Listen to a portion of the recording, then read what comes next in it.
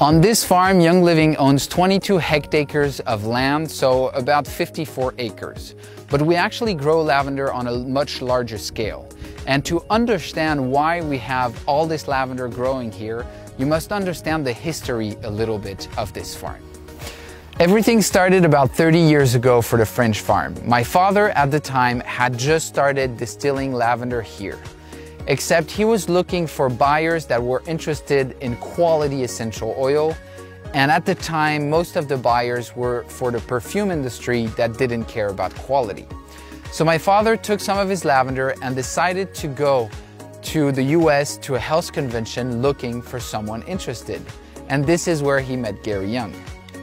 It was just a few short weeks after that Gary actually came to France wanting to learn everything he could on the different distillation techniques and the lavender.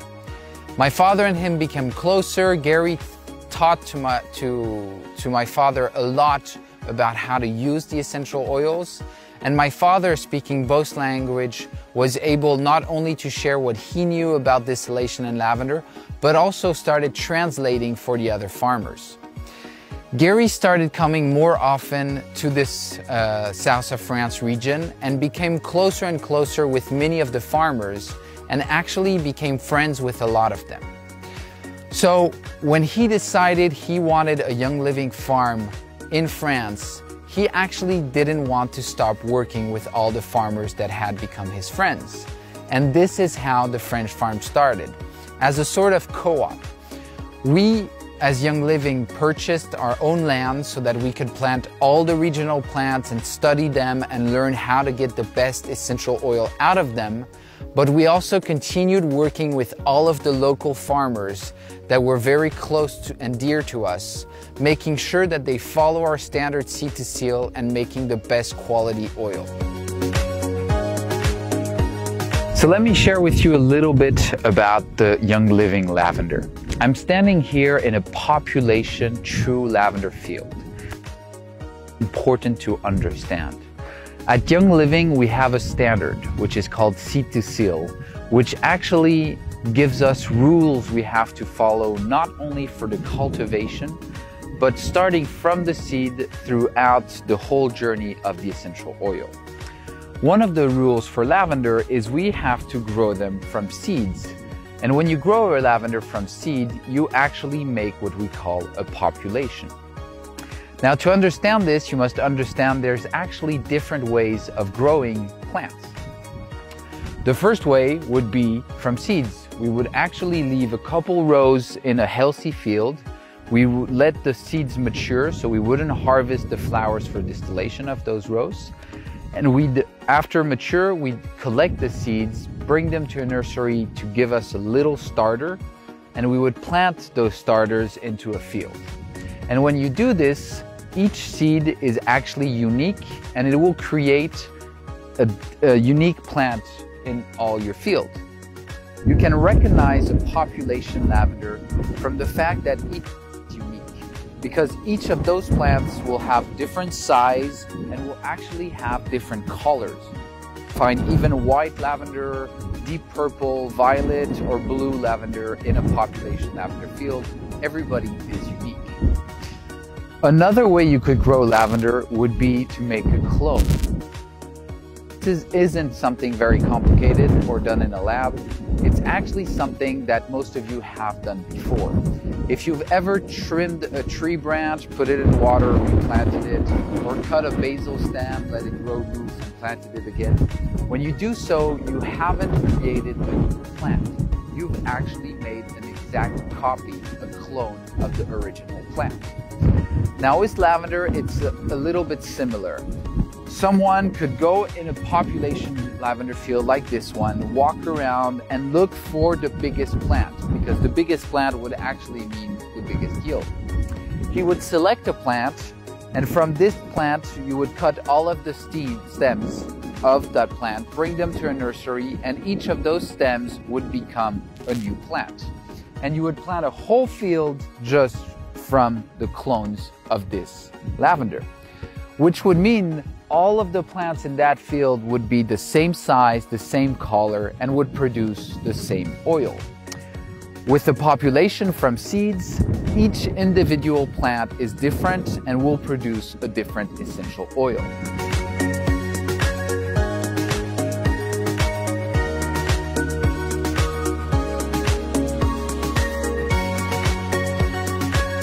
Gary knew from the very beginning that population lavender would make a better quality essential oil.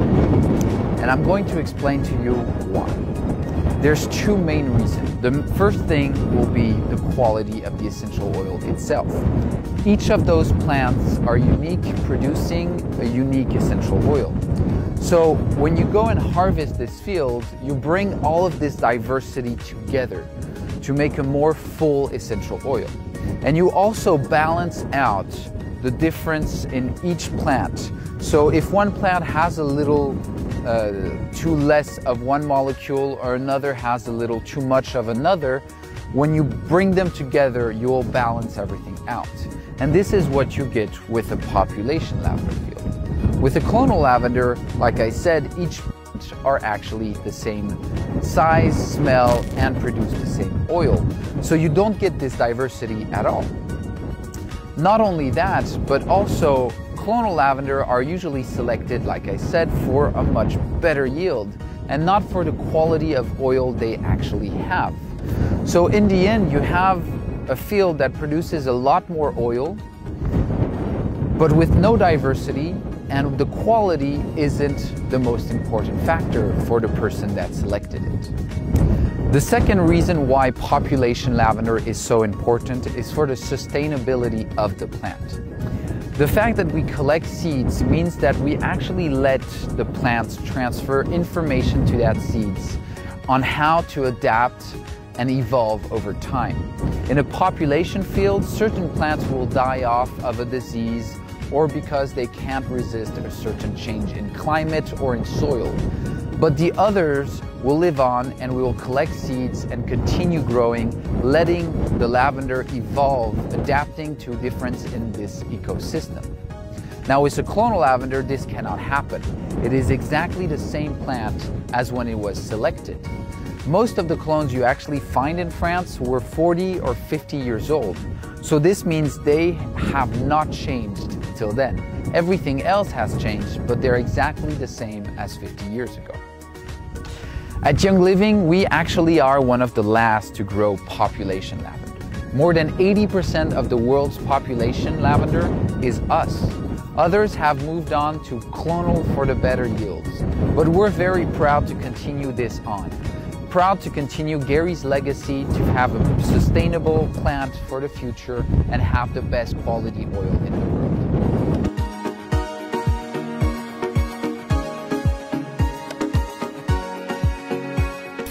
If you've ever been to a Young Living distillery before, you'll notice a couple things that are different with this one.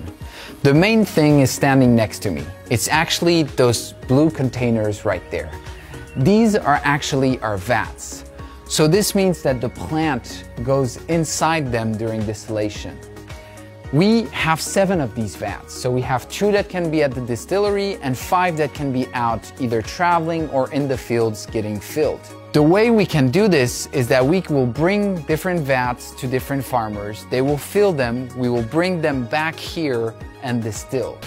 Here we are actually in one of those containers. I'm standing where the lavender after harvest would be. And I wanted to show you a little bit how this works. At the bottom here, you'll notice that we have 6 pipes running along the way of the whole container. Those pipes actually have holes along all of the tubes. And this hole is where the steam would come out of. So the plant would be here, the steam would be diffused throughout the whole container, making sure that it doesn't find the easiest way out. And the steam would then go through the plant, vaporizing the essential oil and carrying the oil out as it goes through it. During distillation, you actually need to control 3 key elements. Well, actually you need to control a lot more, but you have 3 main things that you really need to control, or else you won't be producing a good quality oil. Those are temperature, pressure, and time. To my right, you can see a boiler. This is actually how we produce the steam that we'll need for distillation. To produce this steam, we'll need water and we'll need a source of energy. At this facility, we use natural gas. The gas will heat the water into steam, and from this boiler, will come the steam. But we have some issues with the steam coming out. The first thing is that it's around 160 degrees Celsius. The second thing, it's around 8 bars of pressure, and the third, it's wet steam, which I'll explain what it is. These need to be changed. The first part that we'll do, which I'm standing next to, is we'll dry the steam, which seems very odd, but it is something that we do. Basically, we have a mesh system in which the steam goes through. As it comes out of the boiler, the steam will actually have some droplets of water that it's carrying, producing a wet steam. But as it goes through this mesh system, the droplets of water will be stopped and the steam will have only steam coming out. After this, we'll reduce the pressure to 8 bars, to 1 bar, and to close to 0 in the chamber. We actually don't want any pressure during distillation, or we might harm some of the lighter molecules that are in the essential oil. The temperature is the same idea. If the steam is too hot, we will harm some of the molecule or modify them, and we won't get the quality of oil we want. So we will bring that temperature down so that as soon as it enters the chamber, it is around 114 degrees Celsius. This is a good temperature so that the steam doesn't start cooling down and becoming water again, or that the steam is not too hot, harming the oil. And the last key element we haven't spoken about is time, and this one is very important. To understand it, you must understand that an essential oil is composed of a variety of different molecules. Some are lighter and some are heavier than others. Here on the farm, we distill lavender for about 1 hour.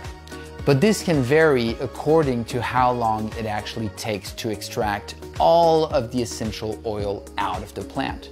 And this is something important because we don't want to leave any part of the oil inside the vats. In the past, people used to distill lavender lavender for about 30 minutes because in the first half hour, you will actually extract 80% of the essential oil. The remaining 30 minutes of distillation we do is for the 20% that is left. Now, like I said, an essential oil is composed of a variety of different molecules, some lighter, some heavier. And what actually happened during distillation is that at the beginning, the lighter molecules are vaporized and carried out of the vat. And as distillation goes on, we have heavier and heavier molecule being extracted. So when people stop a distillation halfway through because they already have 80% of the oil and the cost of distillation is big, there's a problem. What they're missing is not just 20% of the oil, but it's actually mostly the heavier molecules that only come at the end of distillation. So for us to know how to distill a plant, first we have to understand how long it takes to extract all of the essential oil that is in that plant. I'm actually here in one of our fields in front of our beehives, and I have some lavender honey with me. And I wanted to talk to you a little bit about the bees we have and how we work with them. Because we actually have hives set up in almost all of our fields. And we care about our bees a lot. We actually take a lot of care for them. The main thing we do is we never actually move the hives. We leave the hives where they are year-round, so we don't have to transport the bees. This is their home, they stay here. Another things we do is we never supplement them with sugar water. That means that we always leave enough honey for the bees so that they can pass all winter, feed themselves fine, and be in good health. So the honey we don't get that much because we always make sure to leave enough for the bees. If we have a harvest that's not so great, that's just how it is. We're not going to take away more honey and the bees might not have enough food then. We also have brush systems in front of all of our cutting machines. So when we harvest the field, like the one behind me, we would actually have a little brush that goes in front of the harvester. So to push away the bees before we cut so we can't harm any of our bees. The bees are so important for pollination. They're so important for a lot of things around here. So we want to make sure that we take extra care. The main reason we have bees is not really for the honey, actually. The main reason we have bees is because of how important they are for nature. So we want to make sure they're really healthy and going well. And then we just have an extra, which is our honey. We actually grow a big variety of plants here on the French farm. But all of those plants are actually local plants. This means that you can actually find them in the wild growing around the farm. If you were to walk on the hillsides around the farm, you would actually find a lot of wild lavender. Now, to name a few of the other plants we grow here, we have oregano, hyssop, clary sage, helichrysum, rosemary, and einkorn. This is actually an einkorn field I'm standing in. We grow einkorn first because it's delicious, and secondly because it's an amazing rotation crop for lavender. Rotation means that after we've had lavender for a field for a maximum of 10 years, we will take the lavender out and we'll plant einkorn for at least 2 years, bringing back different nutrients to the soil, adding organic matter to the soil before planting lavender or another crop in it.